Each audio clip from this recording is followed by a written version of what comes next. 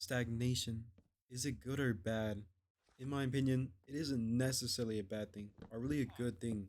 But I do consider it bad if you can't learn to balance it, like knowing when you should or shouldn't be still. For example, when there is an opportunity to make a great gain in a few choices, will you take a risk to make this great gain with few choices? Or would you be still and hesitate to move? In essence, I'm saying it is good to learn to not to be still and end up missing out on an opportunity. Of course, you do not need to move, but if you want to learn and move forward, you must learn to not be still.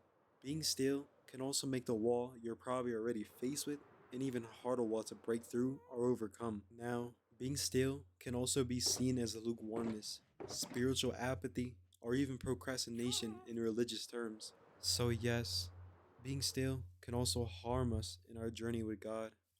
Thankfully, God is always there for us when we need Him, even when we don't see or feel it. We can feel dark and lonely, but His presence is constant. And because He is always there, the opportunity to move forward is always present. Thus, this great gain or opportunity is always in reach.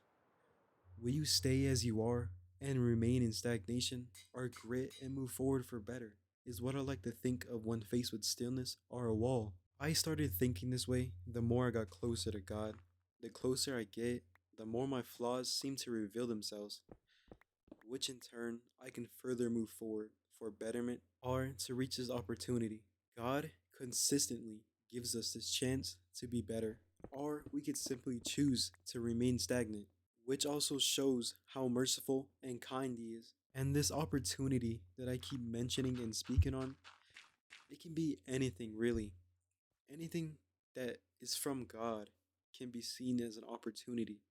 So when I say you shouldn't be still, because as I said before, being still will limit you and prevent you from reaching an opportunity or receiving one in general. So honestly, it could be anything, however you perceive it.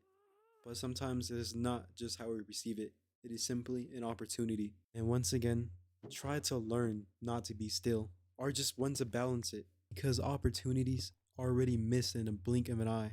So if you're constantly being still or acting in that way, how many opportunities would you miss then? In short, you can't steal second base while keeping your foot on first.